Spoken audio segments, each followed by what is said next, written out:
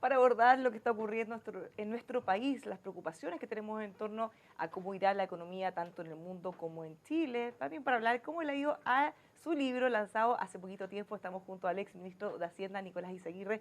Bienvenido, Molteve, ¿cómo está? Hola Bárbara, mucho gusto. Bueno, hemos tenido cifras preocupantes, no solo las de desempleo que conocimos hace un ratito, que dio a conocer el INE, sino que también las que tienen que ver con los impactos que está teniendo el coronavirus en el mundo. ¿Cómo lo ve usted, esta mirada global? Bueno, efectivamente el coronavirus ha venido a reemplazar la incertidumbre que había quedado un poco atrás por el tema de la guerra comercial entre Estados Unidos y China, que eso tendió a solucionarse mejor, pero el coronavirus efectivamente implica una disrupción del comercio mundial, que es lo que mueve la economía mundial y particularmente a las economías que dependemos de las exportaciones como digamos, el factor fundamental para crecer. Así que esto no es una buena noticia para el mundo ni tampoco para Chile. Así lo han recibido las bolsas. Las tasas de interés en Estados Unidos han caído fuertemente. Incluso se insinúa que el Fed podría bajar nuevamente la tasa. Me imagino que Trump debe estar un poquito preocupado. Y para nosotros no son buenas noticias. Dentro, hay que decirlo, de una situación relativamente normal. La economía mundial no está en ninguna situación crítica. Ya, pero la expresidenta de la FED señaló que incluso esto, el coronavirus, nos podía llevar a una recesión, pensando en Estados Unidos. Y de hecho, las bolsas, como usted mencionaba, han tenido unas caídas brutales en los últimos días. ¿Qué ha pasado en estos últimos días que los preocupó tanto respecto a lo que había pasado en las semanas anteriores?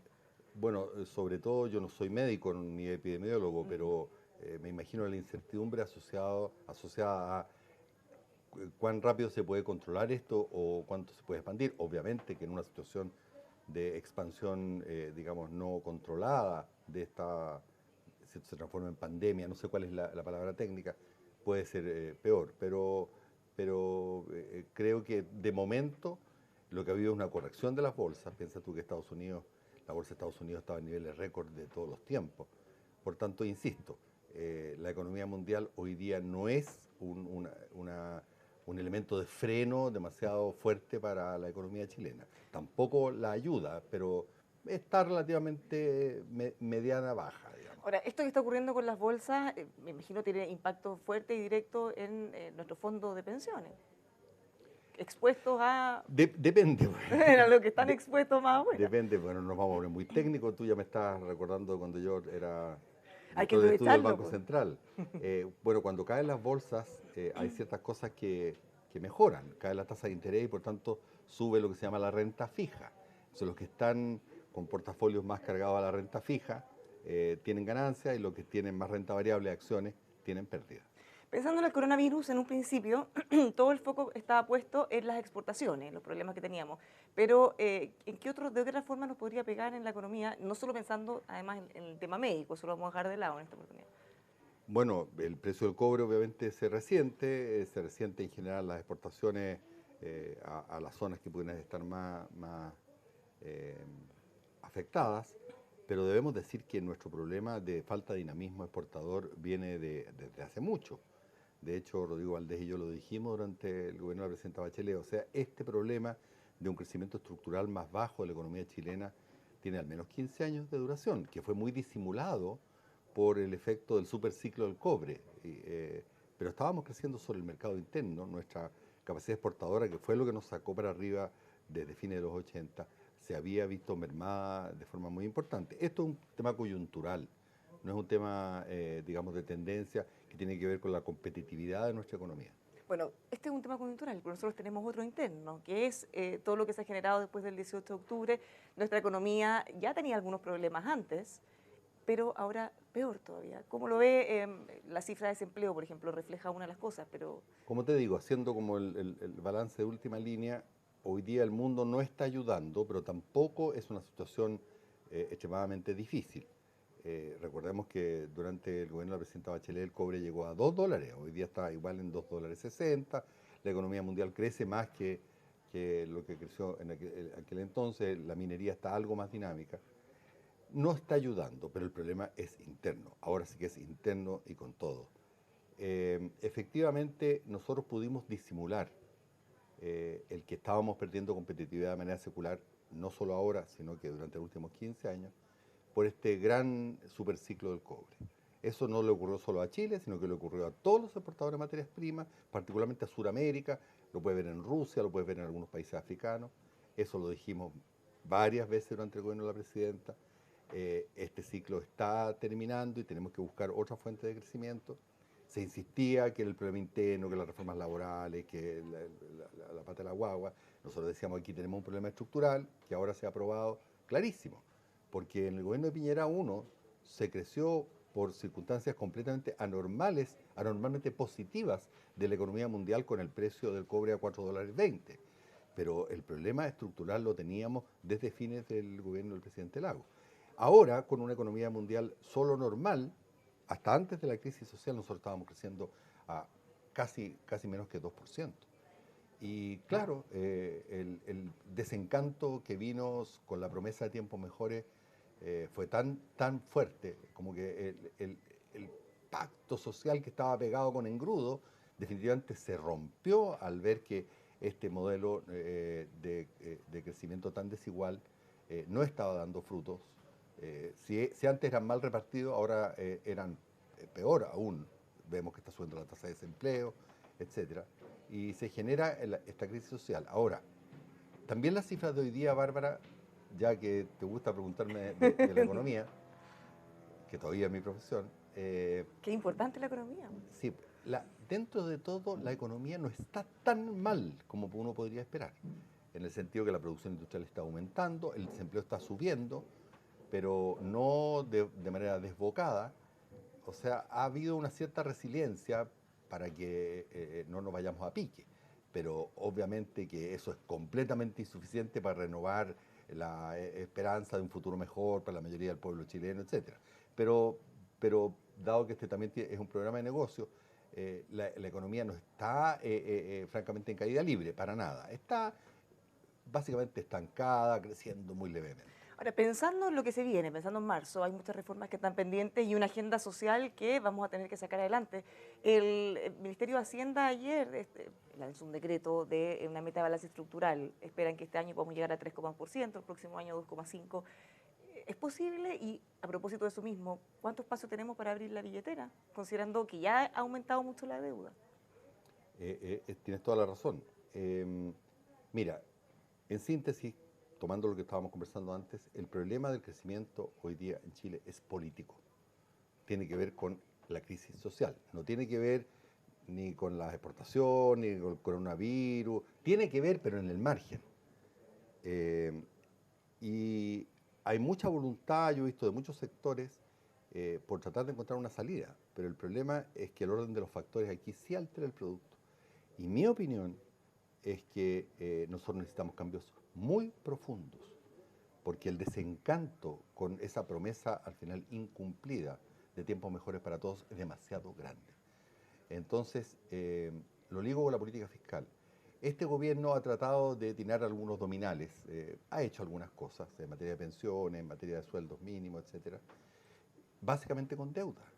Y a mí, que soy bastante ortodoxo fiscalmente, mal que mal, fui el que implementé junto a mi equipo la regla del balance estructural. Me preocupa extraordinariamente que sigamos girando en torno a deuda, porque afortunadamente esta crisis nos pilló con algún espacio, pero no nos comamos ese espacio. Entonces, ¿cómo se soluciona el problema de bajo crecimiento, crisis social y endeudamiento que sube de manera preocupante? Bueno, no hay otra solución, como lo hicieron todos los países del mundo cuando llegaron a estas situaciones, que revisar la carga tributaria. Objetivamente, y hay formas de subir la carga tributaria sin afectar la inversión. Aquí los sectores más pudientes no están contribuyendo lo que corresponde. Las cifras de comparación con los países de nuestro nivel de ingreso, la OCDE, cuando eran o ahora, son demasiado claras. Entonces, hasta los propios empresarios dijeron, nos tenemos que meter la mano al bolsillo. Pero el gobierno no ha recogido el guante. O sea, aquí necesitamos un cambio fuerte en el contrato social. Y aún así, yo no te puedo asegurar que el tema de la violencia va a desaparecer de inmediato, pero es condición sine qua non el que nos hagamos cargo de verdad, con generosidad, de ambos lados. No se trata de dar las cosas gratis, lo que se trata es de hacer un pacto social donde efectivamente haya igualdad de oportunidades, Bárbara. Acaban de salir los puntajes de la PSU. Si tú miras, los colegios particulares pagados concentran todos los buenos puntajes, o sea, el 95%. Entonces, ¿qué le dices tú a una familia que no tiene dinero, que es la inmensa mayoría, para mandar al colegio a un niño con una colegiatura de 400.000 pesos? Que su futuro está ya atado a la suerte de los padres. Un país no puede funcionar así. Eso lo entendieron hace mucho tiempo atrás los finlandeses, los noruegos, los australianos, los canadienses, etcétera, etcétera. Es lo que yo planteo en mi libro. Necesitamos un nuevo contrato social que no significa la repartija ni el populismo. Responsable, pero efectivo. Pensando en el endeudamiento y la forma de enfrentarlo, claro, usted mencionaba alguna alternativa de subir impuestos. También el Es que eso no gobierno... es endeudamiento. Endeudamiento es cuando tú pateas el problema para adelante. O sea, se lo estás trasladando a tus hijos. Si hoy día tú solucionas problemas sociales con más endeudamiento, lo que estás haciendo es que las generaciones del futuro van a tener que pagar la cuenta, No, y además teniendo menos prestaciones sociales. claro, Y eso no es lo que necesitamos. Lo que necesitamos es ponernos de acuerdo como sociedad, es decir, vamos a poner en común, sobre la base, echarnos la mano en el bolsillo, con preeminencia de quienes más tienen, una cantidad suficiente para generar un país con igualdad de oportunidades. Eso no lo tenemos y lo tenían todos los países que pasaron por nuestro nivel de ingreso per cápita. Somos una anomalía y eso no está cobrando la cuenta. y bueno, y lo complejo es que estamos hablando de gastos permanentes, o sea, Por no es una cosa supuesto, puntual. Por Bueno, supuesto, por entonces, eso no se puede financiar con deuda, ya, además. y en este caso, una alternativa, por supuesto, es mirar los impuestos. Otra alternativa que ha apuntado el gobierno es a revisar el gasto. ¿Usted le tiene fe a esa posibilidad de revisar y reducir, hacer más eficiente y poder ahí Digamos que tener como otro? cualquier hogar o empresa, tú cuando estás faltante, tienes que tratar de generar más ingresos y también revisar tus gastos. Eso es evidente porque con la inercia muchas veces tú duplicas programas, etcétera, etcétera. Pero yo te diría, Bárbara, que sin quitarle peso a eso, porque es un deber del Estado estar permanentemente revisando la eficiencia de sus gastos y de la sociedad de exigírselo. A mí eso me parece muy bien. En los países desarrollados hay mucha, lo que se llama rendición de cuentas por la calidad del gasto.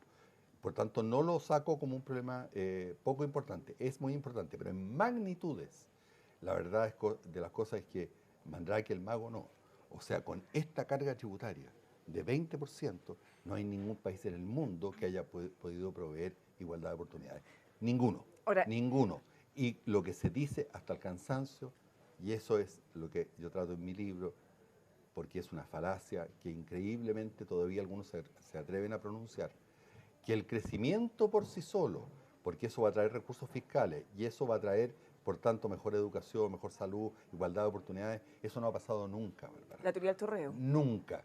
Todos los países, todos, sin excepción, que hoy día son desarrollados, hicieron un contrato social de igualdad de oportunidades muy tempranamente, cuando eran mucho más pobres que nosotros. Y fue en función de esa igualdad de oportunidades que esos países se desarrollaron. Los finlandeses me dijeron cuando fui a hablar con el primer ministro, bueno, ¿qué alternativa tenemos, ministro? Me decía, si no la calidad de nuestra gente. Nosotros somos un país aislado que estuvo amenazado por los rusos, por los nazis, etcétera. Por tanto, tenemos que tener la mejor capital humano del mundo. Bueno, y mira cómo les ha ido. Y gastan, ¿cómo? Gastan en educación, Dios mío. Ahora, todas estas restricciones de presupuesto deberían también hacer un llamado tanto a la oposición, al oficialismo, a la opinión pública en general, de ir acotando lo que se está pidiendo en el sentido que tenemos que tener un sentido de realidad, que no vamos a poder tener todo lo que queramos en un corto plazo. Las presiones son muy altas. Por supuesto, entre otras cosas, tú no puedes comenzar a gastar desbocadamente en el corto plazo porque tienes que hacer programas que sean eficientes.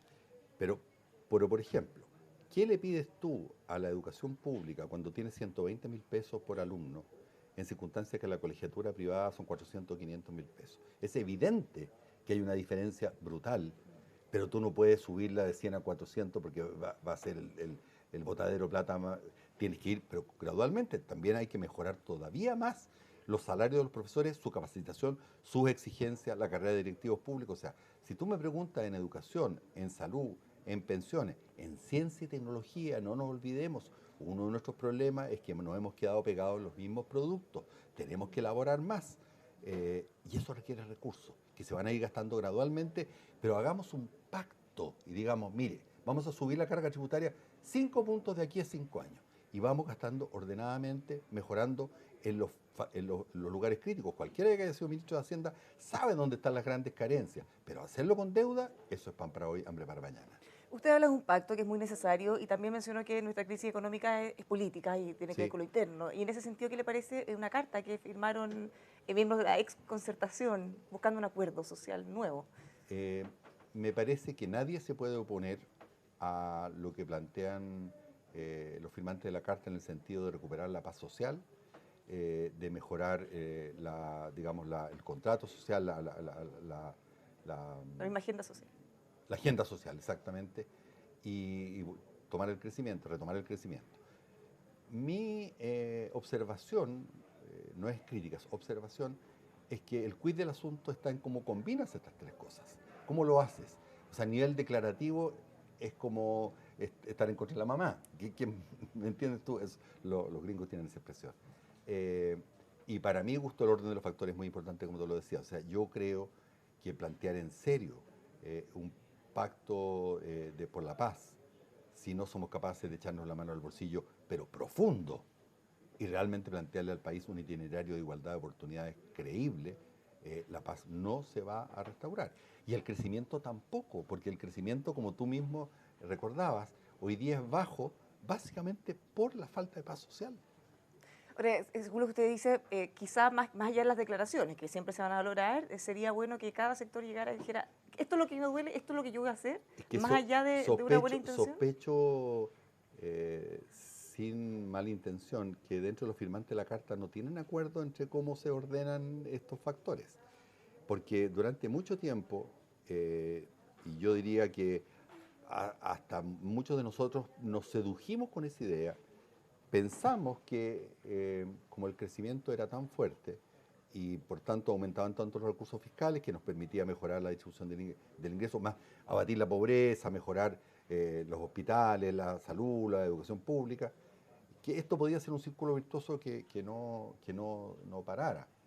Ya yo desde la mediados de los 2000, y lo escribí, tenía dudas de que este círculo virtuoso, basado solamente en exportaciones muy poco sofisticadas, porque teníamos una muy mala calidad de educación y falta de ciencia y tecnología, no fuera en algún momento a detenerse. Bueno, llegó el momento, se detuvo. Porque, como te digo, el tema de bajo crecimiento está hace mucho tiempo producto de que nuestra estructura productiva es poco sofisticada. ¿Y por qué es poco sofisticada? Porque tenemos una pésima educación y capacitación de la fuerza de trabajo y porque las empresas no innovan y no generan nuevos emprendimientos. Y eso supone una forma distinta de hacer las cosas. Tienes que cambiar la estrategia de desarrollo. Y para eso tienes que simultáneamente avanzar en la agenda social, porque hay problemas pendientes y en la madre de todos los problemas, que es nuestro orden institucional, nuestra constitución. ¿Quién va a resolver la estrategia de desarrollo? ¿Una minoría con derecho a veto, como ha sido con la constitución de Pinochet? Aunque haya sido modificada por Lagos, es la constitución de Pinochet. Y está claramente establecido allí. Yo no creo, Bárbara, que vayamos a tener una constitución socialista, sin ninguna constitución en el mundo. Vamos a tener una constitución simplemente democrática, en que la mayoría decida. Eso es todo lo que pedimos. ¿Qué le Eh, pasa a usted cuando ve las campañas de lado y lado? Como dar un salto al vacío, o en el otro caso, Mira, a mí me que se parece, pueden te lo tomar. voy a decir con todas sus palabras, que firmar un acuerdo por la paz y una nueva constitución y después llamar al rechazo es una inconsistencia que, a pesar de que estaba siempre implícita la posibilidad, pero ¿por qué firmas un acuerdo por la nueva constitución si después va a llamar a que no haya nueva constitución? ¿Qué está firmando entonces? O sea, está borrando con el codo lo que escribiste con la mano. Yo creo de verdad que la campaña del terror y el rechazo a la nueva constitución, que no va a ganar, yo creo que la prueba va a ganar lejos, es negarnos al futuro si este país puede transitar en paz. Son la base de cuestiones que no las vamos a inventar, no es ciencia atómica, es lo que hicieron todos los países que hoy día son desarrollados, que lean historia, que lean lo que hicieron los países europeos después de la Segunda Guerra, que lean cómo lo ha hecho Australia y Nueva Zelanda, o Canadá, o Estados Unidos, que está con bastantes problemas, debo decirlo, Estados Unidos. ¿Pero usted cree que hay sectores de la izquierda, sobre todo, que han contribuido también en esta campaña de terror en el sentido de cuando se hacen manifestaciones como tomarse la asamblea o eventualmente atribuirse funciones que no están en el acuerdo, disolver el Congreso? ¿Contribuye como ese temor que puede tener legítimamente alguien que se enfrenta a estos Por argumentos? supuesto, si yo no soy quien para calificar de legítimo o ilegítimo los temores. Los temores existen. Y tanto como existe temor en la derecha de que venga una constitución, de que venga una vuelta de tortilla y tengamos una especie de dictadura de la izquierda tipo Chávez, eh, existe en los sectores más de la izquierda el miedo a que esto sea nuevamente una especie de gatopardismo, que parece que se cambia todo para no cambiar nada, pero esos sectores yo creo que están equivocados, tanto la extrema derecha como la extrema izquierda. Hay un camino del medio que es anchísimo, que nosotros no hemos querido recorrer, y en parte importante, quizás hubo debilidad en nuestro gobierno, pero porque la derecha es, todavía está demasiado anclada en el siglo XX y el siglo XIX, como le dijo el propio Vargas Llosa, como dijo la derecha cavernaria. Sí, cavernaria. Si los países del mundo desarrollado no son así, Bárbara, yo he vivido en países desarrollados, el Servicio de Impuestos Internos te obliga y te persigue si no cobras. La regulación de la vida privada para que no dañes a terceros es enorme. La regulación de los monopolios, del abuso es enorme. ¿Le gustaría participar en el proceso constituyente eventualmente como un constituyente? Esa es una pregunta comodín porque te he visto otras veces. Sí, Mira, porque queremos saber de todo si quieren participar. yo creo que yo no tengo mucho perfil para ser una persona elegible. Siempre he estado más bien en la parte analítica. Pero contribuir desde afuera, por supuesto. Finalmente usted lanzó un libro hace un par de meses Sí. que justamente abordaba estos temas, lo venía trabajando hace tiempo, desigualdad. ¿Cómo le ha ido? Me ha ido bastante bien, se ha vendido y sobre todo a mí lo que me interesa es que la gente lo lea para que se dé cuenta que aquí no hay soluciones facilistas, no hay balas de plata. Esto tiene que ver con, de alguna forma, comenzar a corregir un camino un tanto lleno de espejismos que estábamos teniendo y significa empoderamiento de la sociedad. Hay otro libro que, bueno, me compite, pero es mucho mejor, que se llama El Camino Estrecho o El Sendero Estrecho, de Acemoglu y Robinson, que muestra efectivamente cómo distintas sociedades intentaron ciertas vías que no funcionaron, y la vía que funcionó es una vía, lo que ellos llaman ya me olvidé, el no sé cuánto encadenado, que es un Estado fuerte, pero una sociedad muy fuerte que controla el Estado para que el Estado no termine capturado por unos grupos pequeños. Nuestro Estado es un Estado bastante capturado, el sistema político después de la Constitución de Pinochet es básicamente controlado por la minoría. Bueno, tenemos que hacer las cosas obvias que hicieron los países para desarrollarse y eso no va a ser corto. No se trata de repartija, no se trata de pescar el dinero de los más ricos y repartirlo entre los pobres, no, se trata no de repartir pescado, sino que de dar cañas de pescar, ¿cierto? En la mayoría de los problemas hay un diagnóstico común, no sé, por ejemplo, las pensiones. Todos estamos de acuerdo que las pensiones son bajas y donde se discrepa es principalmente en cómo lo solucionamos. En este caso, la desigualdad, ¿hay un diagnóstico común? Yo diría que no, porque mira, Porque es más difícil de solucionar si no estamos de acuerdo en el dado diagnóstico. mi formación o deformación como economista, en la parte de los instrumentos, yo tiendo a ser un poquitito escéptico de ciertas cosas que propone la izquierda. ¿Como cuál? No importa, ya voy a eso, porque te voy a contestar la primera pregunta. Pero en los elementos fundantes sí soy completamente de acuerdo con la centroizquierda. O sea, creo que en Chile el problema de un Estado insuficiente en materia de igualar oportunidades y ayudar en una estrategia de desarrollo con más innovación y más valor agregado es el problema central. El resto es por añadidura. Entonces, hay que reempoderar a la población para crecer, no crecer para reempoderar. Esa causación es falsa, es falaz. Nunca ningún país ha logrado con el mero crecimiento reempoderar a la ciudadanía. Ejemplos: Brasil tuvo el milagro económico, se funó. México tuvo el milagro económico, se funó. Chile tuvo la Belle Époque entre 1870 y 1910, se funó. Rusia, porque esto también es de lado y lado, tuvo un crecimiento espectacular que los gringos creían que iba a dominar Estados Unidos entre 1940 y 1970, se funó. Las sociedades que no dan igualdad de oportunidades, que no empoderan a la sociedad y que dan, ¿cierto?, las posibilidades de desarrollarse, no se desarrollan. Y ahí nosotros estamos al debe. Muchas gracias por habernos acompañado. Pues dejamos recomendado nuevamente su libro Desigualdad. Raíces históricas y perspectivas de una crisis. Muchas gracias por habernos acompañado. A ti, Bárbara. Los dejamos invitados a que siga junto a nosotros revisando nuestros contenidos en emol.com.